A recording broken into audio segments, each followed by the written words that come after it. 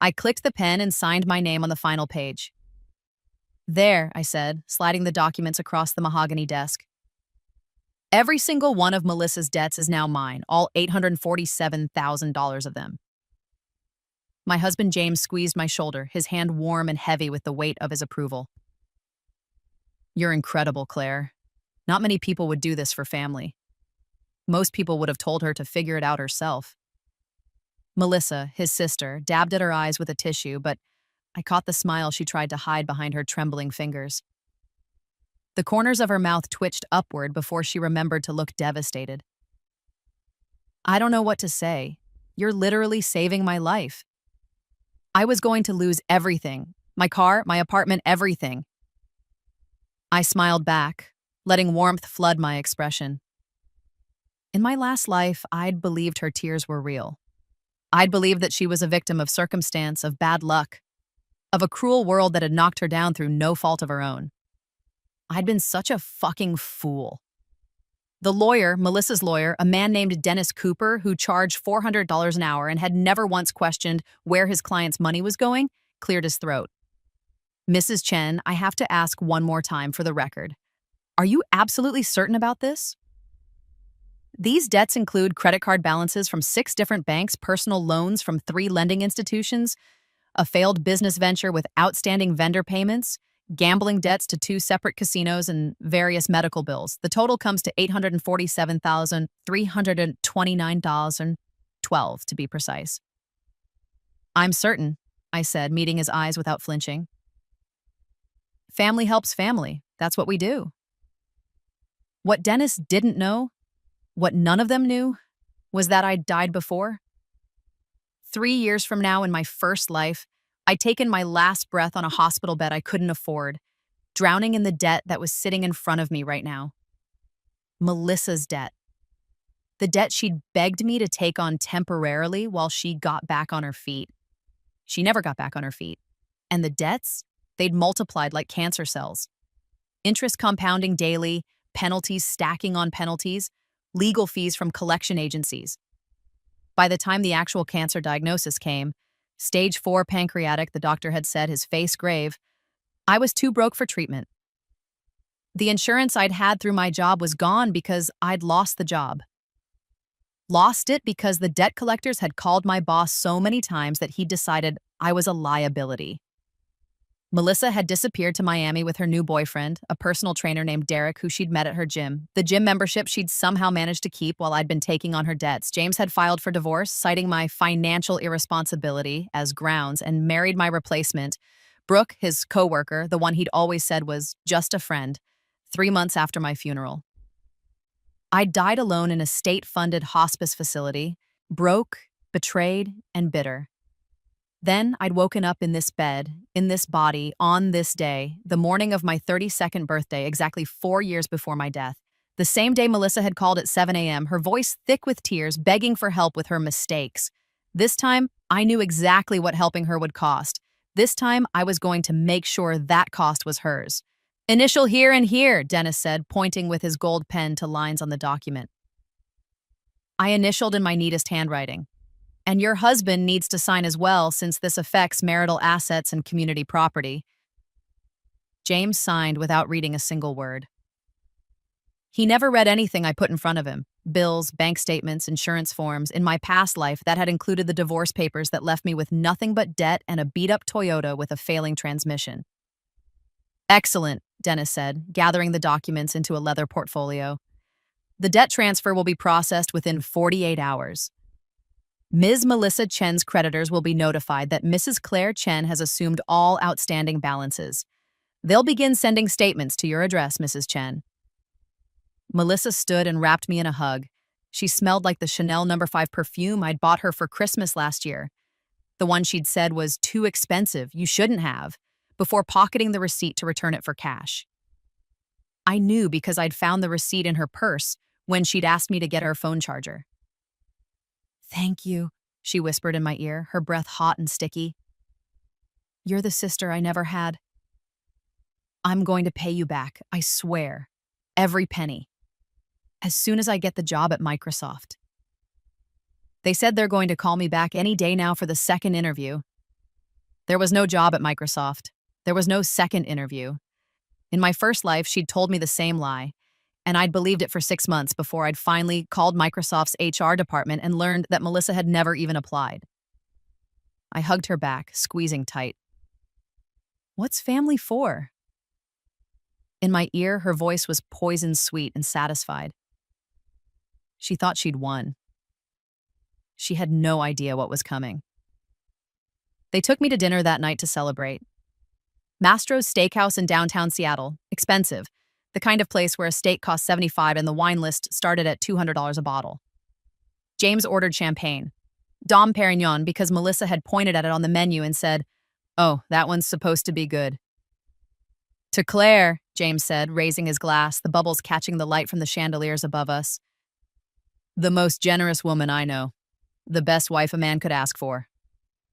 Melissa raised hers, her nails freshly manicured in a coral pink that probably cost $60. "To Claire, my savior, my hero, I literally don't know what I would have done without you." I knew exactly what she would have done. She would have found someone else. There was always someone else for us. Melissa, an aunt, a cousin, a friend from college, a boyfriend's family member. She had a gift for finding people who couldn't say no. I clinked glasses with them both and drank. The champagne tasted like victory, cold and sharp and perfect. Under the table, my phone buzzed. A text from Richard Flores, my real attorney. Not Dennis Cooper, the fool who represented Melissa. Richard was a bankruptcy specialist I'd found through careful research, someone who'd handled cases like mine and won. Someone who understood exactly what I was trying to do. Everything's in place. T-minus 47 hours. "Are you sure you want to do this?" I typed back with one hand, keeping my face neutral. Never been more sure of anything in my life. His response came immediately. "Then let's burn it all down." "What are you smiling about?" James asked, cutting into his ribeye. Blood pooled on his plate, and I thought about how fitting that was. "Just happy," I said. "Happy I could help Melissa get a fresh start." Melissa leaned forward, her eyes bright. She was already 3 glasses deep into the champagne, and her cheeks were flushed. "So, Claire, I was thinking, now that the debt is handled and I'm not getting those awful phone calls anymore, the collection people were calling me at 6 a.m. Can you believe that? So rude. Anyway, I was thinking I might take a little vacation. Just to clear my head, reset. Maybe Bali. I saw this resort on Instagram, but you should absolutely do that," I said and meant it. "You deserve it. You've been through so much stress." Her eyes lit up like a slot machine hitting jackpot. "Really? Because I wasn't sure if I should spend the money, but the flights are actually pretty cheap right now if you book in advance. And, Melissa," I said gently, "you're debt-free now. The creditors can't touch you anymore. Go live your life. Enjoy it." What I didn't say, enjoy it while it lasts. What I didn't say, you have 47 hours left before everything you think you've won turns to ash. James put his hand over mine. "You're too good to her. You know that? She's lucky to have you." In my first life, these exact words had made me feel warm and loved and needed. Now they made me want to laugh or vomit. I wasn't sure which. "We're all family," I said. "That's what matters." Melissa ordered dessert, a $22 chocolate lava cake that she barely touched, and kept talking about Bali. The beaches she wanted to visit. The yoga retreats. The spas. She pulled out her phone and showed us Instagram photos of infinity pools and sunset cocktails. I smiled and nodded and let her dream. In 47 hours, she was going to wake up.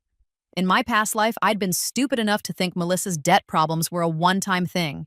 A mistake. Bad luck. She told me a story about a boyfriend who'd convinced her to invest in his startup, then disappeared with the money.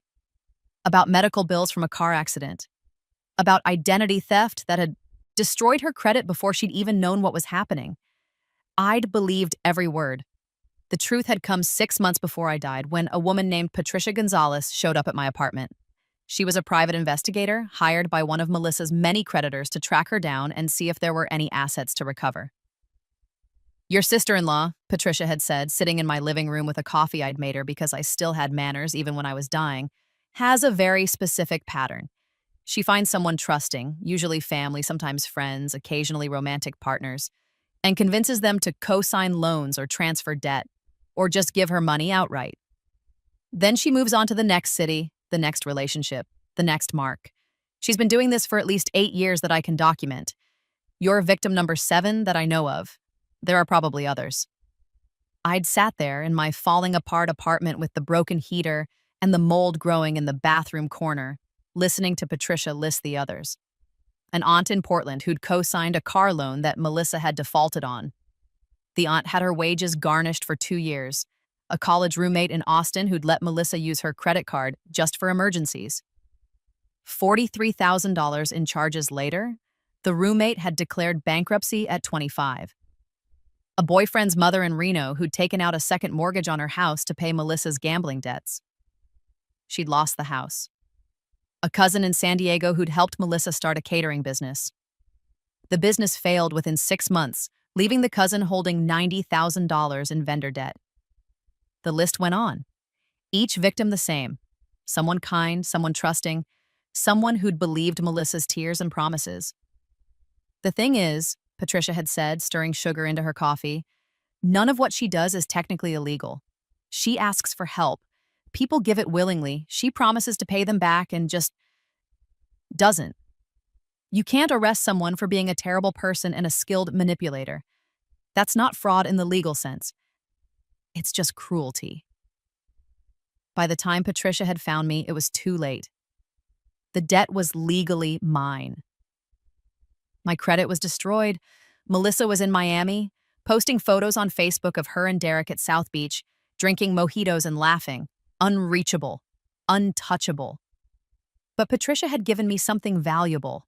Documentation. Proof of the pattern. Names and numbers and dates. And when I'd woken up 4 years in the past with all my memories intact and a second chance burning in my chest like a swallowed star, I'd known exactly how to use that information. I'd known exactly how to turn Melissa's own game against her.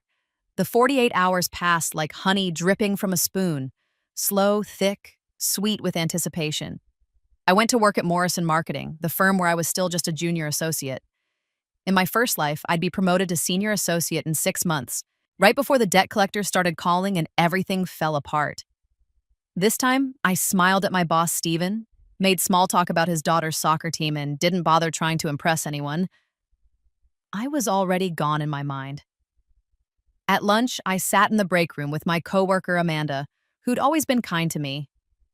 In my first life, she'd sent me a card when I'd lost my job, along with a $50 Starbucks gift card she probably couldn't afford. "You seem different," Amanda said, unwrapping her sandwich. "Happier, maybe? What's going on?" "Just feeling good," I said. "I helped my sister-in-law with something big." "Feels good to help family." "That's sweet." "What kind of help?" "Financial stuff. She was in trouble. I helped her out." Amanda raised her eyebrows. "That's generous. Just be careful, okay? I had a cousin who borrowed money once and it got complicated." "I'll be careful," I lied. After work, I stopped at the grocery store and bought ingredients for James's favorite dinner: beef Wellington, roasted vegetables, chocolate mousse for dessert. In my first life, I'd made this meal for our 4th anniversary. He'd barely touched it because he was too stressed about work. This time, I made it on a random Tuesday, and he ate 3 helpings. "This is amazing," he said, his mouth full. "What's the occasion?" "No occasion, just wanted to do something nice." He kissed me, tasting like beef and red wine. "I love you."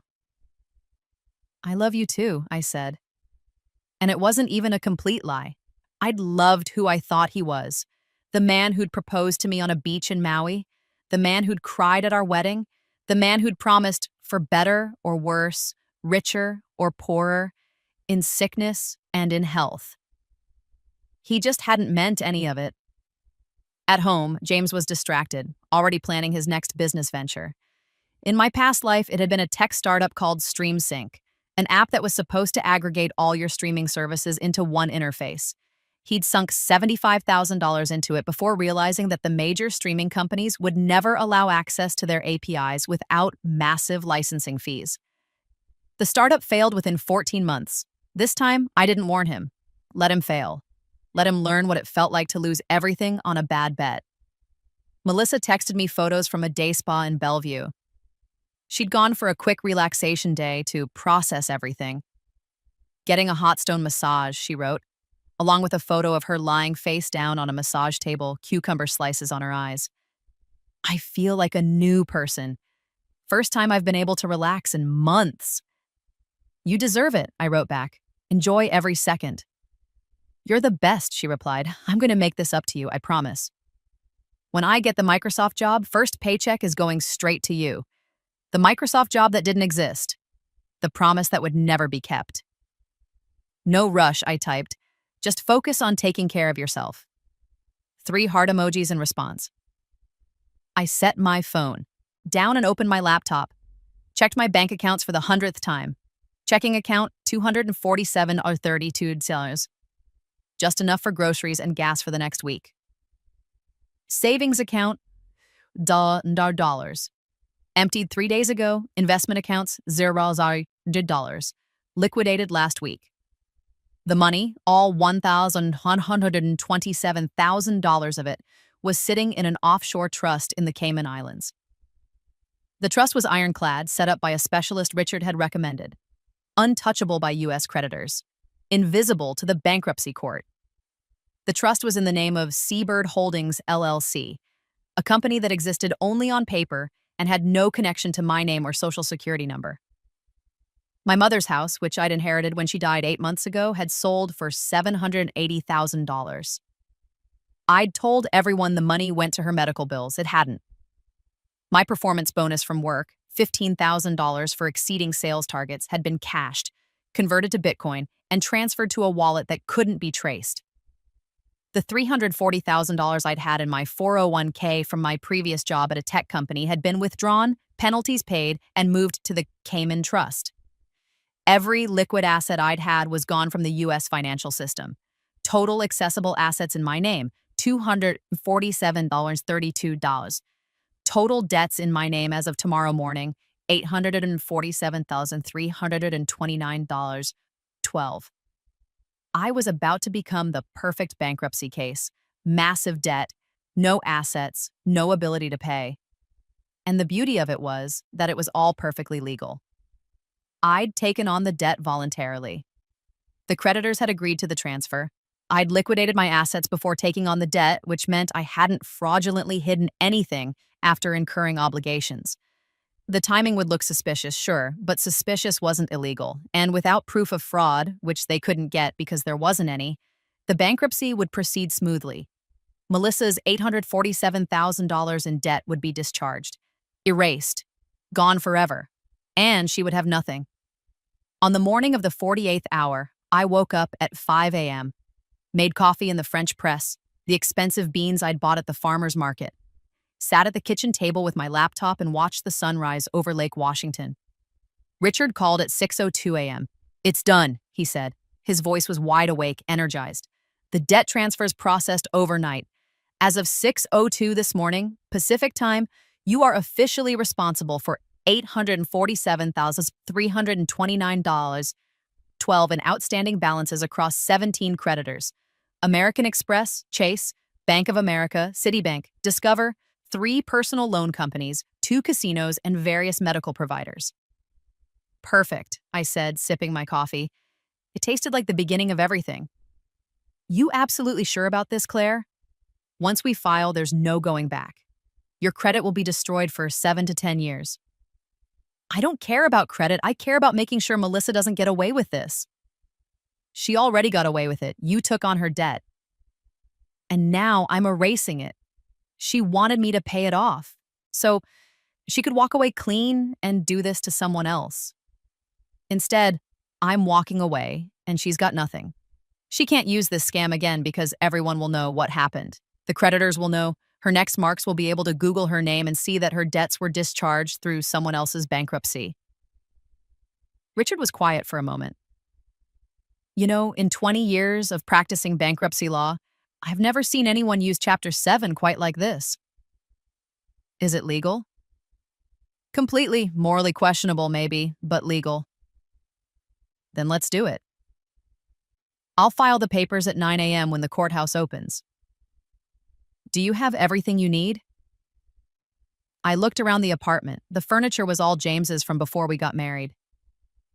The TV, the dishes, the expensive coffee maker, all his. The only things that were mine were my clothes, my books, and my laptop. I'd already packed a bag. 2 suitcases in the hall closet ready to go. I'm ready. All right, I'll call you when it's filed. And Claire? Yeah. Good luck. I hope you find whatever you're looking for. I already found it, I said. Freedom. I hung up and opened my laptop, checked my email.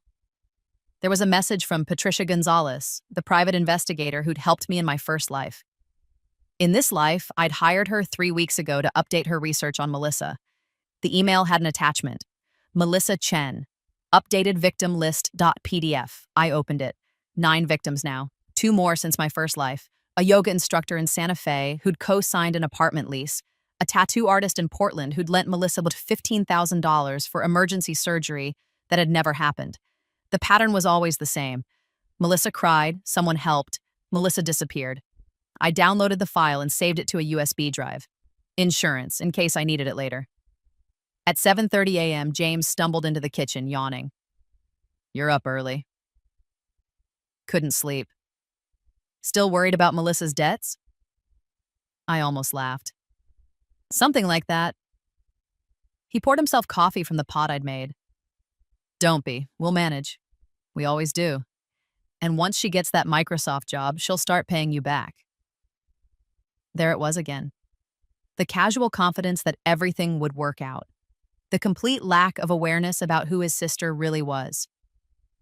In my first life, I'd believed him, trusted him, thought we were a team. Now I knew the truth. James didn't care about me. He cared about keeping the peace, about not having to deal with conflict, about maintaining the illusion that his family was normal and functional. When things got hard, when the creditors started calling, when the bills piled up, when my cancer diagnosis came, he'd bailed, chose his comfort over my survival. This time I was bailing first. At 9:03 a.m., my phone rang. Richard. It's filed, he said. Chapter 7, Bankruptcy, Personal Petition for Claire Elizabeth Chen.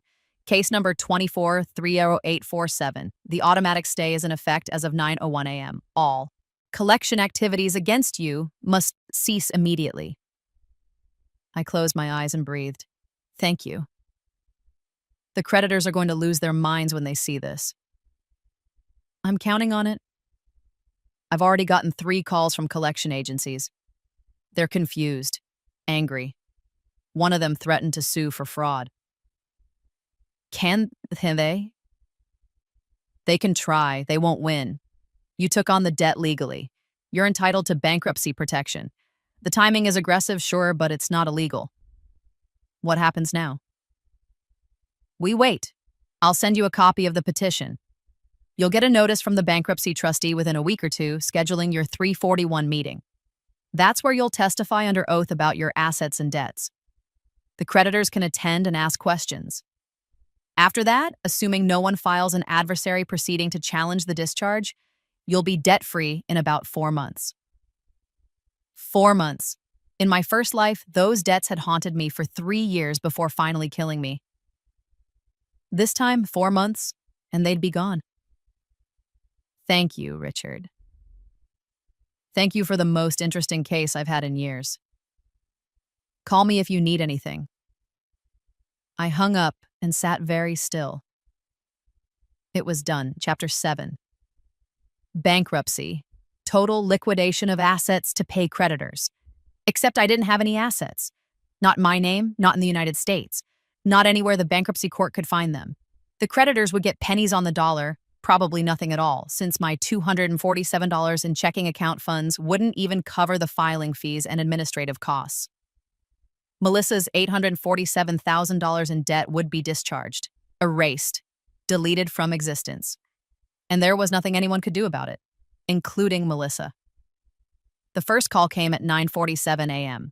I was sitting at my desk at Morrison Marketing, pretending to review a client presentation, when my phone buzzed. Melissa, I let it ring. Once, twice, 3 times, then answered. Claire, it's Melissa. What the fuck is going on? Her voice was sharp, panicked, all traces of her usual sweetness gone.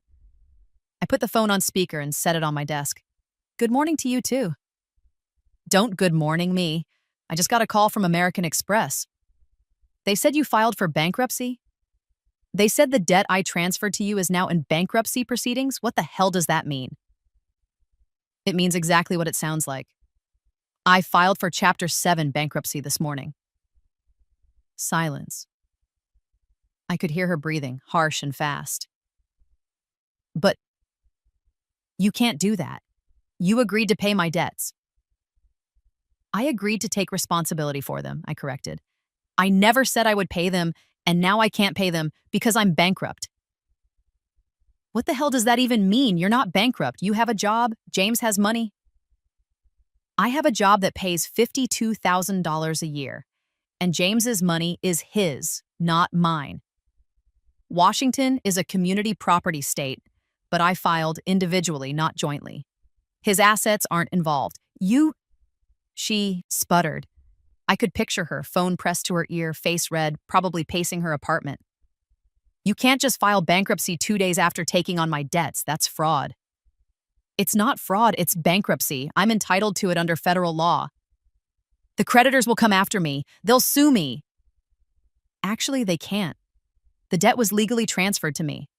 I accepted full responsibility in writing. You signed paperwork confirming the transfer.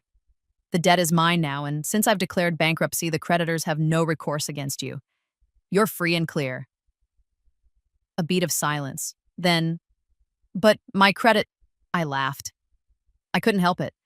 The sound bubbled up from somewhere deep and genuine.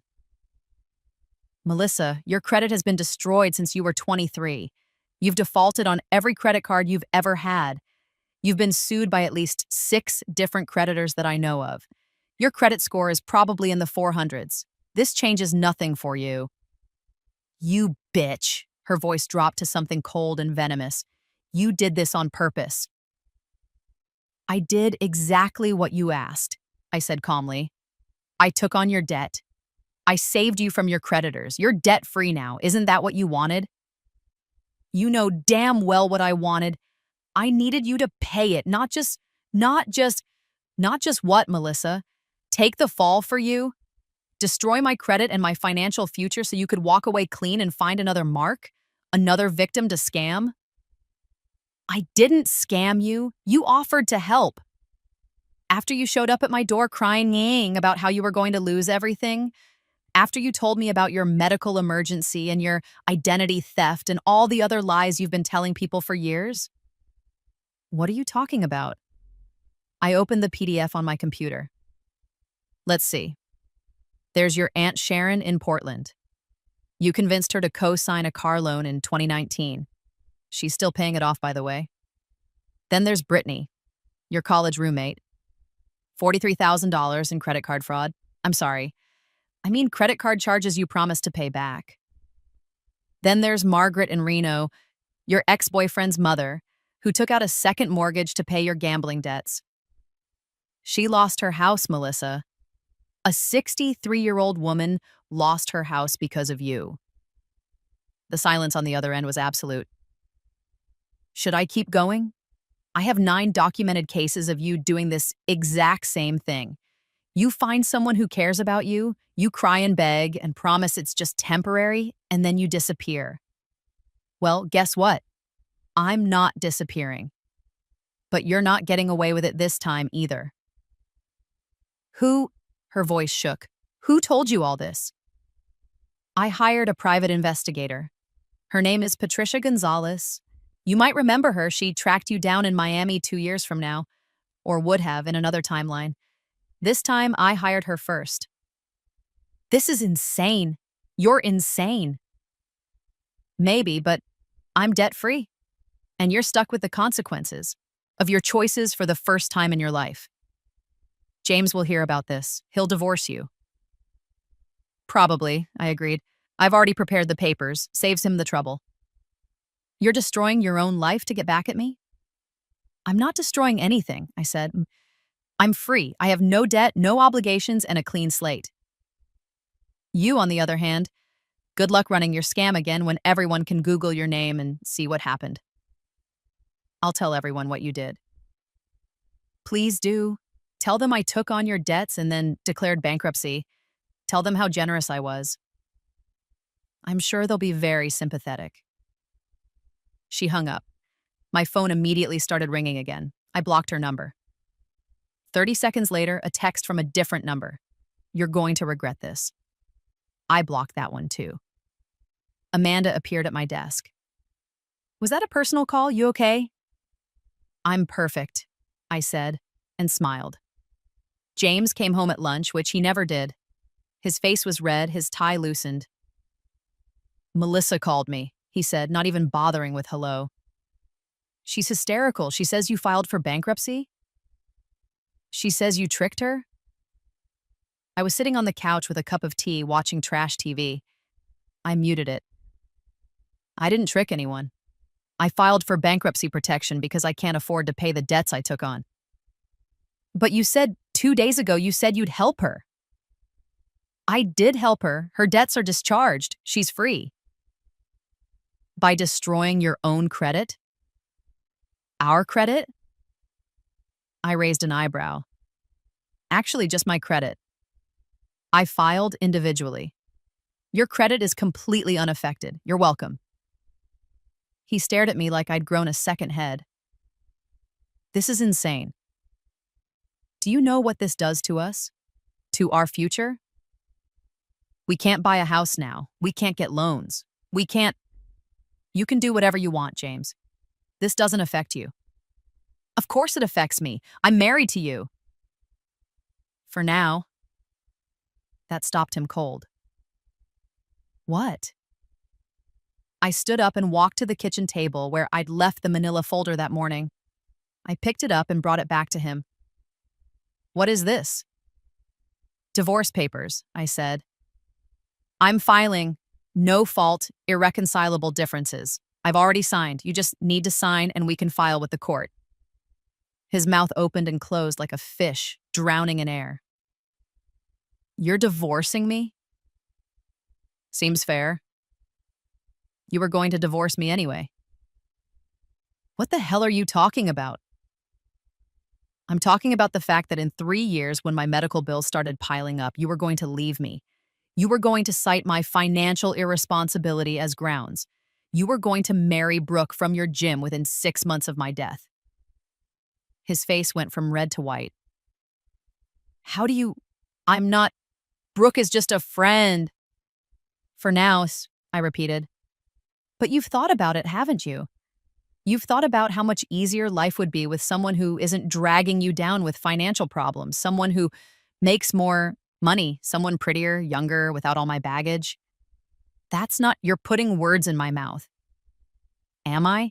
Because in my experience, when things get hard, you bail. When your sister needed help, where were you? You signed paperwork and took me to dinner. You didn't offer to help pay her debts. You didn't offer to take them on yourself. You let me do it because it was easier for you. I trusted you to make the right decision. The right decision for who? For Melissa? For you? Because it sure as hell wasn't the right decision for me. He looked down at the divorce papers in his hands. If I sign these, what happens? You walk away clean. No debt, no bankruptcy on your record, no financial entanglement with me. You're completely free. You can start your tech startup, date Brooke, live your life however you want. And you? I'm free too. This is because of Melissa, isn't it? You're punishing me because she asked for help. I'm not punishing anyone, I said. I'm just done. Done being the person everyone expects to fix things. Done sacrificing myself for people who wouldn't do the same for me. Done pretending that this marriage is something it's not. What is it then? Convenient. You like having a wife who cooks and cleans and doesn't ask too many questions? someone to split the rent with, someone to bring to work functions. But you don't love me, James. You don't even really know me. That's not true. What's my favorite book? He blinked. My favorite book. We've been married for 4 years. What's my favorite book? Silence. What about my favorite movie? My favorite food that isn't Italian? The name of my best friend from college? My mother's maiden name? I don't see what this has to do with. You don't know any of it because you've never asked. You've never cared enough to ask. He looked at the papers again, at the signature line, at the pen I'd placed on top of the folder. Melissa is going to be so angry, he said quietly. Melissa is going to have bigger problems to worry about. He picked up the pen, stared at it for a long moment, then he signed. Just like that. No fight, no argument, no attempt to save our marriage. He signed and walked out. I sat down on the couch and finished my tea. The bankruptcy trustee called the next day. His name was Michael Warren, and he had the weary voice of a man who'd seen every financial disaster imaginable. Mrs. Chen, I'm the trustee assigned to your Chapter 7 bankruptcy case. I'm reviewing your petition, and I have some questions. Of course. You've listed $847,329.12 in unsecured debt and $247.32 in assets. Is that correct? Yes. That's an unusual ratio. I made some poor financial decisions. Apparently, walk me through this. You took on your sister-in-law's debt approximately 48 hours before filing for bankruptcy. Is that accurate? Yes. Why? She was family. She was in trouble. I wanted to help. And you didn't think about the financial implications of taking on nearly $1 million in debt? I thought I could manage it. I was wrong. Mrs. Chen, I have to be honest with you, this looks suspicious. The timing, the amount, the immediate bankruptcy filing, it all suggests possible fraud. I understand why it might look that way, but I took on the debt in good faith. I signed legal documents transferring responsibility. And then I realized I couldn't pay it. In 48 hours? I had something of a breakdown, I said. My voice was steady, rehearsed. Richard and I had practiced this conversation a dozen times. My mother passed away 6 months ago. I'd been handling her estate, dealing with her medical bills, processing grief. When I saw the full amount of Melissa's debt in writing, I panicked. I realized what I'd done. I went to see a therapist who diagnosed me with acute stress reaction. She prescribed medication and recommended I file for bankruptcy to protect myself. It was all true, technically. I had seen a therapist once specifically to get that diagnosis. I had been prescribed Xanax, which I'd never taken, and I had filed for bankruptcy. The timeline was just creative. I'll need documentation of your mother's medical expenses. I have it prepared. I'll send it over today. And documentation of your therapy sessions. Of course. Mrs. Chen, I'm also seeing that you sold a property, your mother's house, 3 weeks ago for $780,000. Where did that money go? Medical expenses, I said smoothly.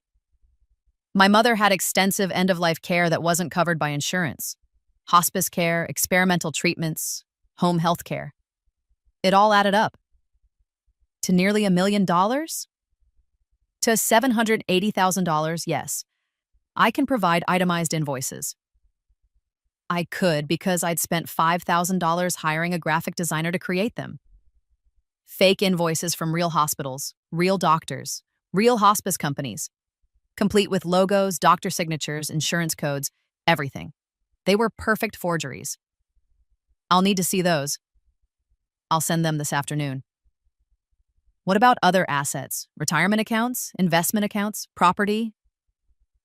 I liquidated my 401k from my previous employer to help pay my mother's bills. I had about $340,000 in it. Between that and the house sale, I was able to cover most of her end-of-life expenses. Most? There were still about $60,000 in outstanding bills when she died. I've been paying those off with my salary. More lies. The medical bills had been maybe $25,000, all covered by Medicare and my mother's supplemental insurance. But Michael Warren didn't know that. And you have no other assets? No vehicles, no property, no savings? I have a 12-year-old Toyota Camry worth maybe $3,000. That's it. What about your husband's assets? I filed individually, not jointly. His assets aren't part of the bankruptcy estate. But you're married. This affects him. Actually, filed for divorce yesterday. The marriage is over. A long pause. Mrs. Chen, are you aware that if I find any evidence of fraud, hiding assets, lying about income, anything, you could face criminal charges? I'm aware. I have nothing to hide. We'll see about that. I'm scheduling your 341 meeting for 3 weeks from now. Be prepared to answer questions from me and potentially from your creditors. And get me that documentation as soon as possible. I will. Thank you, Mr. Warren. I hung up and immediately called Richard. He's suspicious, I said. Of course he is. The timing is suspicious. But suspicious isn't illegal. As long as your documentation is solid, he can't touch you. The invoices will hold up? The designer you hired used to work for a major hospital system. She knows how to make them look authentic. Unless Warren sends investigators to each hospital to verify every line item, which he won't because it would cost more than they'd recover, you're fine. What if he does? Then we argue that you were confused about what was covered by insurance, that you mixed up your mother's bills with bills from other family members, that you were under extreme stress and made bookkeeping errors.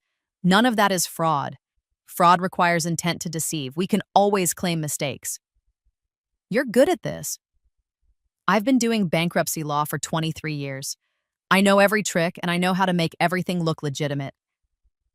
Trust me, Claire, you're going to be fine. I wanted to believe him. I had to believe him because if this didn't work, if they found the Cayman Trust, if they proved fraud, if they sent me to prison, Melissa would win. And I died once already to make sure that never happened. The next 3 weeks were the longest of my life. Work became unbearable. Stephen, my boss, had somehow found out about the bankruptcy, probably through the gossip chain that ran through the office like a virus, and started treating me like I had a contagious disease.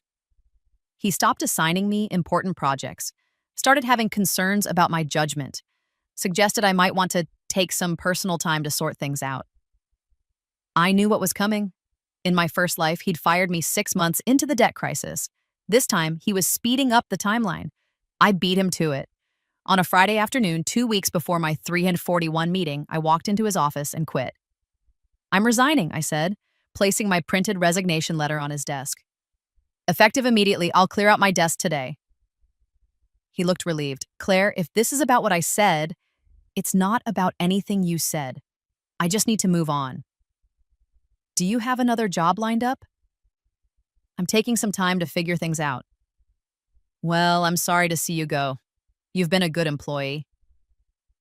Not good enough to keep, apparently. I packed my desk in 30 minutes. Photos, books, the coffee mug Amanda had given me for my birthday, the plant.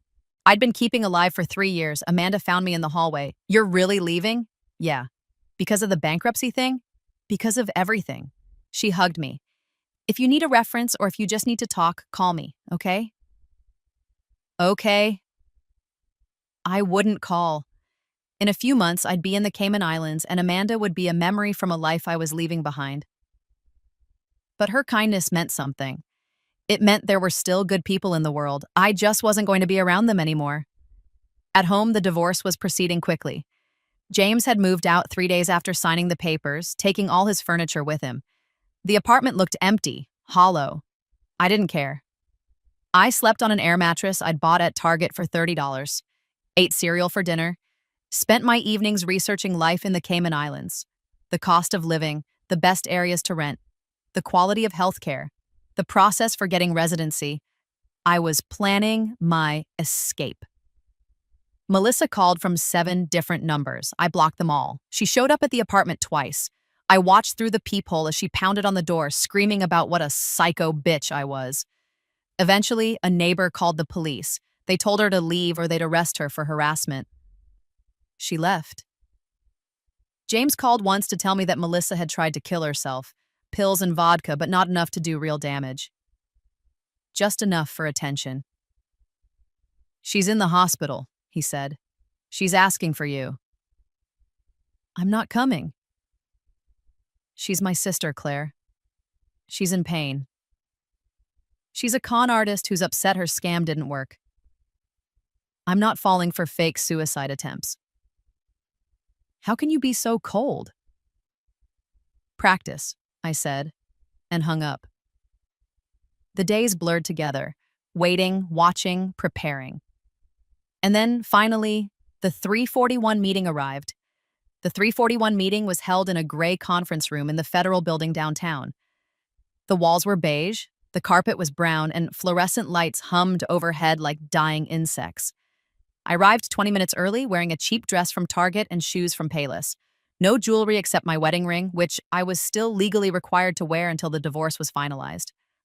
"Look poor," Richard had coached. "Look defeated. Look like you have nothing left." I looked exactly like that, because in the eyes of the law, I did have nothing.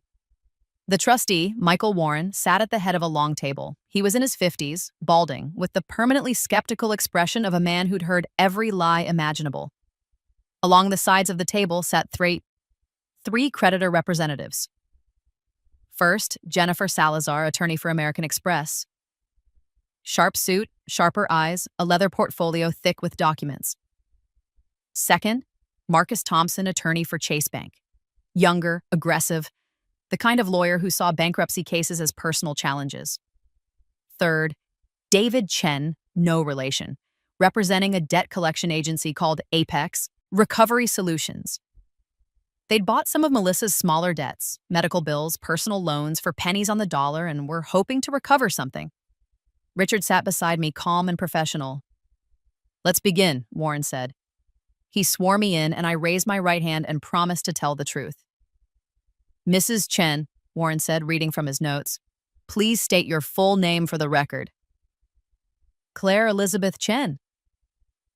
"And you filed this petition for Chapter 7 bankruptcy on April 14th of this year?" "Yes." "I've reviewed your asset disclosure and your financial statements. You claim to have $247.32 in total assets?" "Yes." "And $827,329.12 in debts?" "Yes." Warren leaned back in his chair. "Walk me through how this happened." I took a breath. This was the performance. This was everything. "My sister-in-law, Melissa Chen, came to me 6 weeks ago. She was in financial trouble.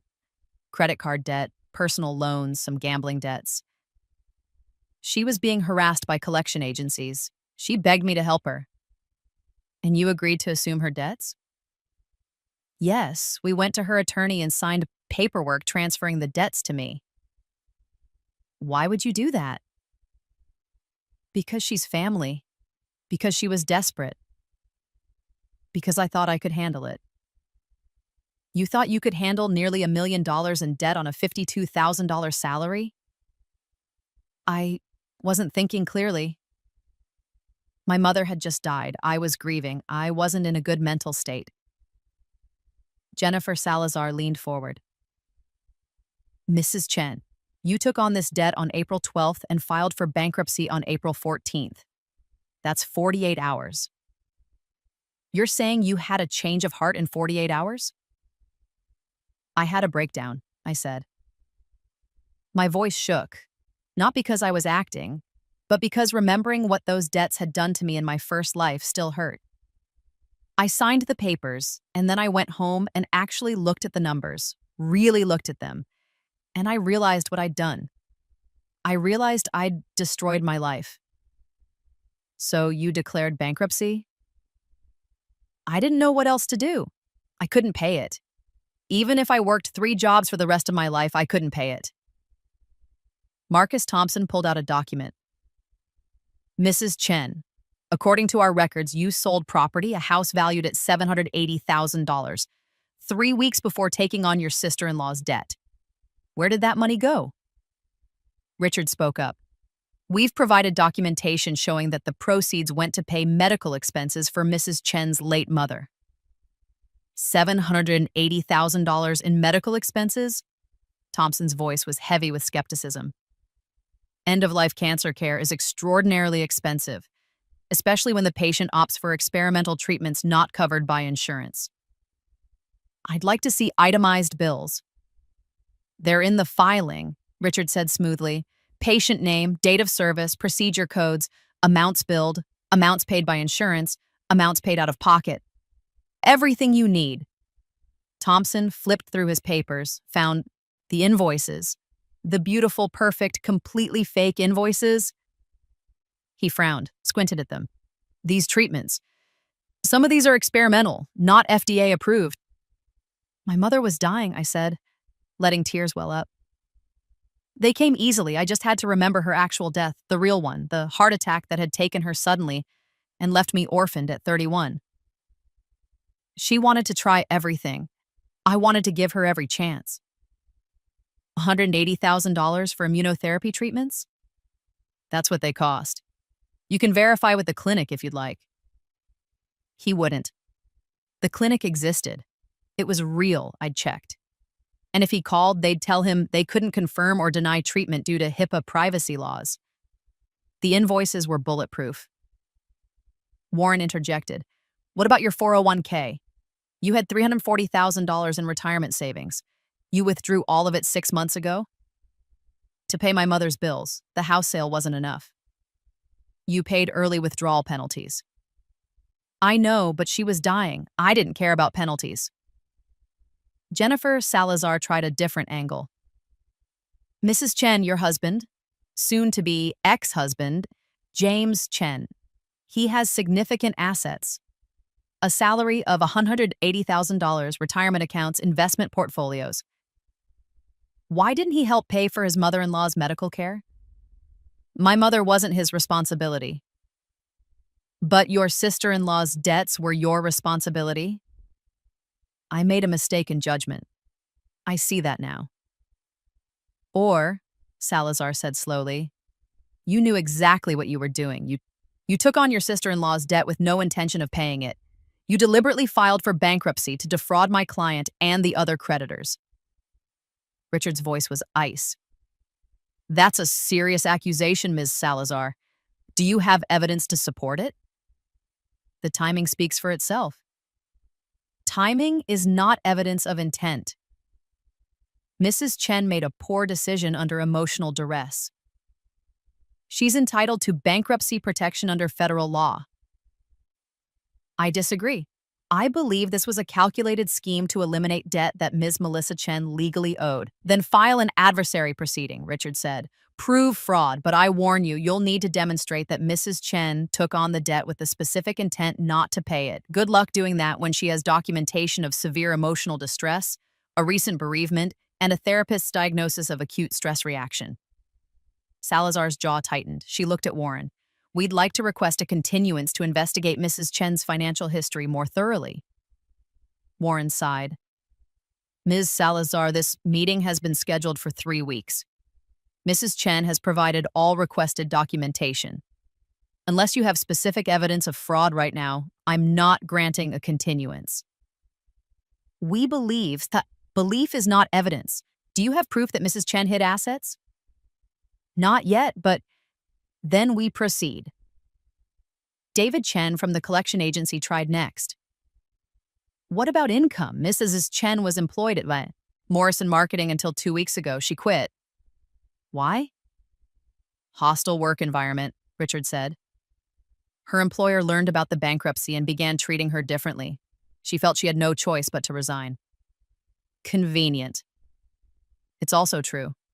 We can provide testimony from other employees if needed. Is Mrs. Chen currently employed? No. Does she have employment prospects? She's taking time to address her mental health before seeking new employment. So she's deliberately unemployed to avoid paying her creditors. She's recovering from trauma, Richard said sharply. And even if she were employed, her income would be protected under bankruptcy law. Creditors can't garnish wages in a Chapter 7 case. The questions went on for 2 more hours. They poked at every corner of my financial life, asked about my spending habits. Did I go out to eat? Did I shop online? Did I take vacations? Asked about gifts I'd given Melissa, the Christmas perfume, the birthday dinner I'd paid for last year, the $500 I'd lent her in March that she'd never repaid. Asked about my marriage. When did James and I separate? Was the divorce related to the bankruptcy? Did he know I was planning to file? Asked about my mother's estate. Who was the executor? Were there other heirs? What happened to her personal belongings, her car, her jewelry? I answered every question calmly, consistently. The story never changed because it wasn't a story. It was a carefully constructed alternate reality, backed by documentation, supported by timelines, reinforced by expert preparation. Richard had prepped me for 40 hours. We'd practiced every possible question, every possible angle of attack. I didn't break. Finally, at 4:37 p.m., Warren looked at his watch. Unless the creditors have additional questions, I think we're done here. Jennifer Salazar and Marcus Thompson exchanged looks. We'd like to reserve the right to file an adversary proceeding, Salazar said. You have 60 days from today, Warren replied. After that, the discharge will be granted. We'll need to consult with our clients. Which meant we'll need to decide if this is worth the legal fees. Which meant probably not. An adversary proceeding would cost American Express $50,000 to $100,000 in legal fees, minimum, to challenge a discharge on $90,000 of debt that they'd probably already written off as a loss. The math didn't work. They'd let it go. Warren closed his folder. This meeting is adjourned. Mrs. Chen, you'll receive a notice from the court within 60 days regarding the status of your discharge. Assuming no adversary proceedings are filed, your debts will be discharged and you'll receive a fresh start. A fresh start? I stood up on shaky legs. Richard packed his briefcase and nodded at Warren, professional to the end. We walked out of the federal building together. You did great, Richard said once we were outside, the spring air cold and clean. They're going to sue, aren't they? No, too expensive. They'll write it off and move on. All of it? All of it. I stopped on the sidewalk and looked up at the sky. Clouds were rolling in, gray and heavy with rain. 847, 329, 12 in debt. About to be erased. Discharged. Gone forever. And Melissa left with nothing but the consequences of her own choices. Thank you, Richard. Thank you for trusting me with this, and for giving me the most interesting case I've handled in years. He hesitated. Can I ask you something? Sure. Was it worth it? Destroying your credit, ending your marriage, losing your job? All to get back at your sister-in-law? I thought about dying in that hospice bed. Thought about the collection calls. Thought about James filing for divorce while I was too weak to fight. Thought about Melissa in Miami, drinking mojitos, laughing at my funeral. Yeah, I said. It was worth it. He nodded. I hope you find peace, Claire. Wherever you go from here. I already know where I'm going. Good luck. We shook hands and he walked away. I stood there for a long time watching Seattle's skyline disappear behind the storm clouds. Then I went home and started packing. The discharge order came through exactly 60 days later. I was sitting in a coffee shop near Green Lake, laptop open, researching flights to Grand Cayman, when Richard called. It's official, he said. The court issued the discharge order this morning at 10:15 a.m. No adversary proceedings were filed. No objections were raised. You're debt-free, Claire. I closed my eyes and felt something inside me, something tight and hard that I'd been carrying since my first death, finally release. No more creditors. No more creditors. No more collection calls. No more lawsuits. It's over. What about Melissa's original debts? What happens to those? They're gone. Legally, they never existed after the transfer. The creditors might try to collect from her directly, but They have no legal grounds since she transferred the debt to you and you discharged it through bankruptcy. She's functionally judgment proof. But she can't do this again, right? The pattern is broken? Anyone who does a basic background check on her will see this case. They'll see that she transferred nearly $1 million in debt to a family member who immediately filed bankruptcy. That's not a good look. It'll be much harder for her to find new victims. Good. What are you going to do now? Live, I said. Just live. You've earned it. Take care of yourself, Claire. I hung up and sat there in the coffee shop, watching people come and go. Baristas making lattes, students studying, couples on dates. Normal people living normal lives. I wasn't normal anymore. I'd died, been reborn, and burned down my entire existence to make sure the person who'd killed me couldn't do it again. But I was free. I ordered another coffee and tipped the barista $100. Her eyes went wide. Oh my God, thank you. You're welcome, I said. Money meant nothing to me now. I had over $1 million sitting in an offshore trust, generating interest, multiplying. I could tip $100 and not even notice. I stayed in Seattle for another month, tying up loose ends. The divorce finalized. James got to keep everything that was his, which was essentially everything we'd owned. I didn't fight him, didn't ask for alimony or property division. I just wanted out. He sent me an email after the final papers were signed.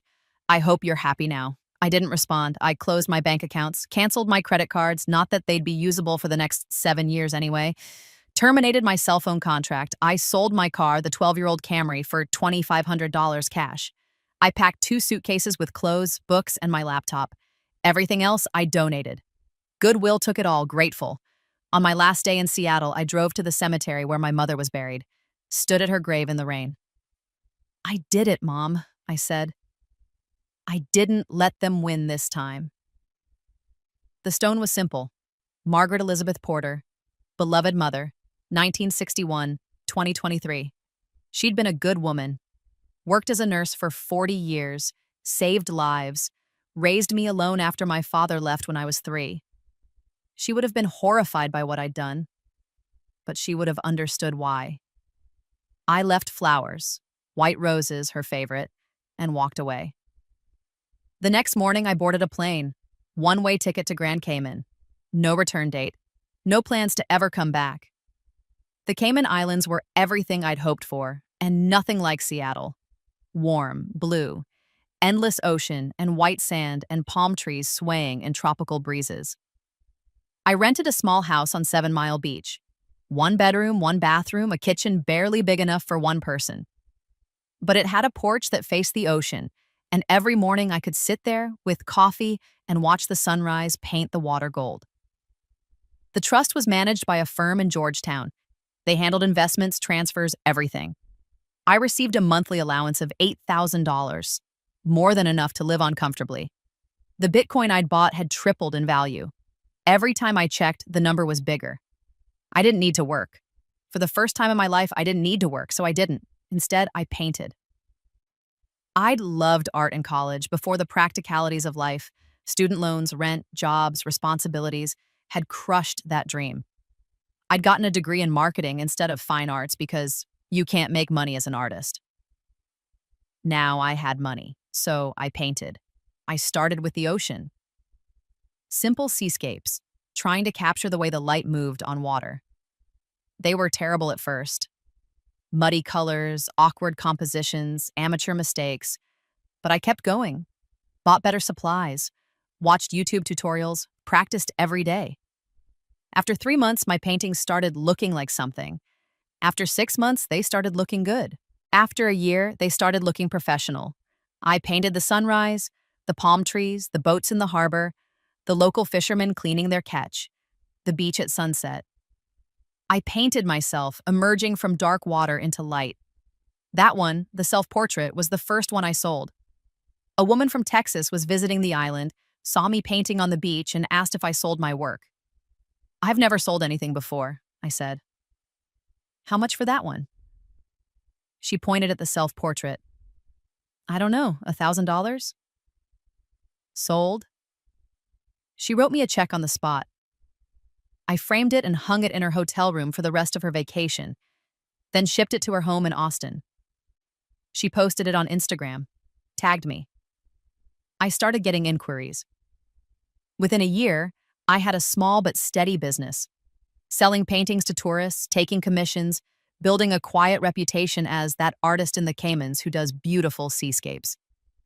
I didn't need the money, but I needed the work, the creation, the proof that I existed as something more than a revenge plot. 2 years after I left Seattle, I met Sarah at a beach bar. I was sitting alone, drinking a rum punch and sketching ideas for a new painting when she sat down next to me. "You're the painter," she said. "I've seen your work at the gallery downtown." "That's me." "I love your stuff, especially the one with the woman coming out of the water. It's haunting." "Thank you." "I'm Sarah." She held out her hand. "Marine biologist. I study coral reefs." We shook. Her hand was warm, calloused from diving. "Claire, painter, obviously. What brought you to the Caymans?" I could have lied. Could have told her I'd always dreamed of island life. Could have said I was here for the art scene, or the weather, or any of 1,000 safe answers. Instead, I told her the truth. Not all of it, not the rebirth part. I wasn't ready for that level of honesty. But the important parts. My sister-in-law's debt, the bankruptcy, the escape. She listened without judgment.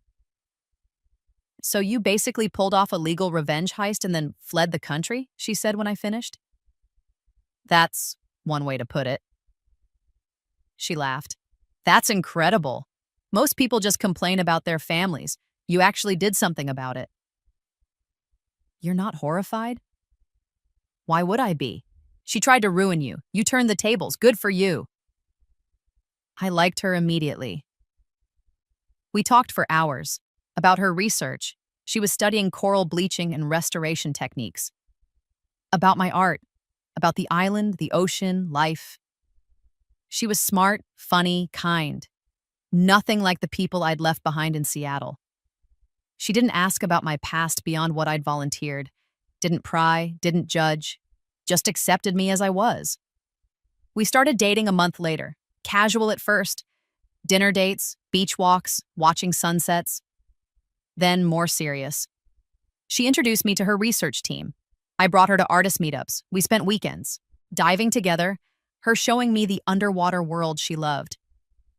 6 months in, she asked if I wanted to move in with her. "I have a house near the reef," she said. "Bigger than that little place you're renting, more space for painting, and you'd be close to the water." "Are you sure?" "I'm sure, if you are." I moved in the next week. The house was perfect. 2 bedrooms, one for sleeping, one I converted into a studio, a kitchen that actually fit 2 people, a porch that wrapped around the entire structure, and the ocean, right there, 50 feet from the back door. I painted there every day while Sarah was at work. At night, we cooked dinner together, talked about our days, watched the stars. It was the most normal, healthy relationship I'd ever had. Maybe because I was finally normal and healthy myself. No debt, no secrets, no resentment festering under the surface. Just 2 people who liked each other, building a life together. Sarah asked about my family sometimes. "Do you ever talk to your ex-husband?" "No." "Your sister-in-law?" "God, no." "Do you miss Seattle?" "Not even a little bit." "Do you think you'll ever go back?" "Never." She accepted this without pushing. One night, a year into our relationship, I told her the rest. About dying, about waking up in the past, about having 4 years of knowledge from a future that no longer existed. I expected her to think I was crazy. Instead, she said, "That explains a lot, actually." "You believe me?" "I believe that you believe it. And honestly, whether it was a rebirth or a premonition or just really good instincts, does it matter? You made a choice to change your life and you succeeded. That's what counts." "You don't think I'm insane?" "I think you're the sanest person I've ever met. You saw a problem, made a plan, and executed it. Most people just suffer. I kissed her. She kissed me back. Want to get married? I asked. Are you proposing? I think I am. Then yes. We got married 6 months later on the beach with no one there but us and a local officiant who charged $200 and asked no questions. I wore a white sundress from a boutique in town. Sarah wore linen pants and a blue shirt that matched the ocean. It was perfect. The marriage license listed me as Claire Porter, my maiden name. I'd legally changed it back after the divorce. Claire Chen was dead. She'd died in bankruptcy court. I was someone new now, someone happy. 5 years after I left Seattle, I got a letter. It came through a forwarding service I'd set up, a P.O. box in Grand Cayman that Richard still had access to in case anything legal came up from the bankruptcy. The envelope was thin, postmarked from Washington State. Return address, Washington State Correctional Facility for Women, Melissa. I stared at it for a long time. Sarah was at work. Marina, our daughter, adopted from a local family when she was a baby, was napping. I could throw it away unopened. Never know what it said. But curiosity won. I opened it. The handwriting was shaky, childish. Claire, I know you probably hate me. I know I don't deserve anything from you. But I'm writing to ask for your forgiveness. I've had a lot of time to think in here. About what I did, about how I treated you, about how I treated everyone. You were right. I was a con artist. I used people. I used you. I'm sorry. I know sorry doesn't fix anything. I know I can't undo the damage. But I needed to say it. I heard through James that you're doing well somewhere warm. I'm glad. You deserve it. I hope you found peace. I also hope, maybe, that someday you can forgive me. Not for my sake. For yours. Because carrying around anger is like drinking poison and hoping the other person dies. I'm in here for another 3 years. Fraud charges. I tried to scam an investor. Stupid. I'm paying for it now.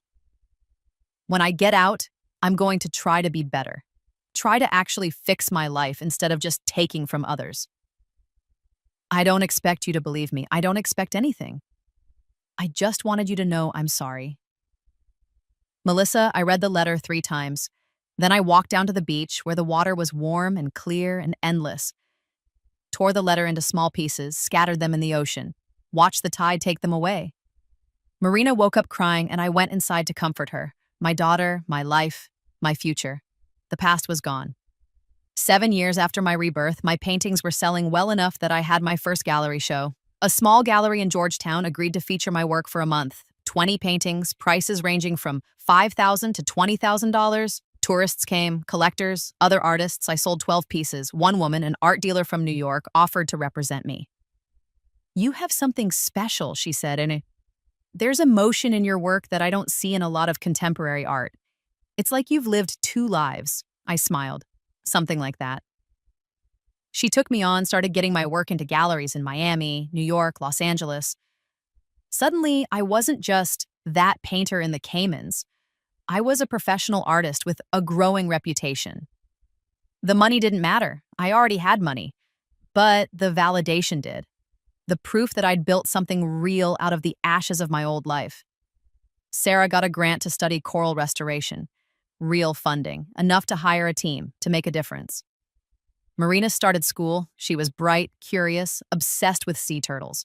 We bought a bigger house, closer to Sarah's work with a real studio for me. Life was good, better than good. Life was everything I died wishing for in my first life, and then some. 10 years after my rebirth, James sent me a Facebook friend request. I stared at it for a full minute. Then I clicked delete. But I was curious. I looked at his public profile. He was still in Seattle, still working at the same company, still posting about his tech startup, which had somehow survived and was apparently doing well. He'd remarried, a woman named Jennifer, not Brooke. Maybe Brooke hadn't worked out. They had a baby, a boy. He looked happy. Good for him. I logged out and didn't check again. Some doors stay closed. The same day, Richard called, the first time I'd heard from him in years. Claire, I have news about Melissa. She's dead. I set down my paintbrush. What? She died dead in prison 3 days ago. Medical complications. diabetes that went untreated. Her family is trying to settle her estate, but there's nothing to settle. No assets, no property, nothing. I'm calling because the court requires notification to all parties involved in her bankruptcy case. Okay, thank you for letting me know. I'm sorry. I know that must be complicated to hear. It's not complicated. She's dead. I'm alive. That's all there is to it. Fair enough. How are you doing, Claire? Where did you end up? Somewhere warm, somewhere good. I'm glad. You deserved a fresh start. We all do. Thanks for everything, Richard. Take care of yourself. He hung up. Melissa was dead. I waited to feel something. Satisfaction, maybe. Or vindication. But I felt nothing. She was just gone. A chapter closed in a book I'd stopped reading a long time ago. I went back to painting. A commission for a couple in California. A sunset over the ocean, their anniversary gift to each other. Sarah came home and found me in the studio. Everything okay? She asked. Yeah, I just got some news. Someone from my old life died. Sorry to hear that. Don't be, it's fine. Everything's fine. She kissed my forehead and went to check on Marina. I finished the painting, signed my name in the corner, packaged it for shipping. The past stayed where it belonged, behind me. 15 years after my rebirth, Marina asked me about my family. She was 12, going through old photos I kept in a box in the closet. Who's this? She asked, holding up a picture of me and James on our wedding day. Someone I used to know. Your ex-husband? Yes. Do you ever talk to him? No. Why not? I sat down next to her. Because some people are meant to be in your life for a season, not forever. And when that season ends, it's okay to let them go. Did he hurt you? In a way. I'm sorry. Don't be. That was a different life. I'm happy now. With me and Mom? With you and your mom. More than I ever thought possible. She hugged me and I held her tight. My daughter. Not biologically mine, but mine in every way that mattered. I thought about the girl I'd been in my first life. Desperate, dying, alone in that hospice bed. She would never have believed this was possible, but it was. Because I'd made it possible. Because I'd taken the worst thing that had ever happened to me, dying broke, betrayed and bitter, and turned it into fuel. Because I'd learned that sometimes the only way to win is to burn everything down and start over. Because I'd been reborn, and this time I'd done it right. 20 years after my rebirth, Sarah died, cancer, pancreatic like my mother in my first life. Diagnosed late, spread too far, nothing to be done. She lasted 6 months. We spent them together, every moment. I stopped painting, stopped everything except being with her. Marina was in grad school, studying marine biology like Sarah. She came home every weekend. Sarah died at home, in our bed, with me holding her hand. Her last words were, "Don't stop painting. Promise me." I promise. She smiled, closed her eyes, stopped breathing, just like that, gone. I was 62 years old, older than I'd ever been in my first life, and I was alone again, but not the same kind of alone I'd been before. Marina came home for the funeral, stayed for a month, made sure I was eating, sleeping, functioning. I can take a semester off, she offered. No, your mother would kill me if I let you do that. Go back to school, I'll be fine. You sure? I'm sure. She left reluctantly, and I was alone. I sat on the porch every morning watching the sunrise, drinking coffee, remembering. Sarah's laugh, her passion for coral reefs, the way she'd believed in me when I told her about the rebirth. The way she'd loved me without conditions, without judgment, without needing me to be anything other than myself. After a month, I went back to the studio, picked up a brush, started to paint. I painted Sarah. Dozens of portraits, Sarah diving, Sarah researching, Sarah laughing, Sarah sleeping. I painted her until I'd captured every memory, every moment, every expression.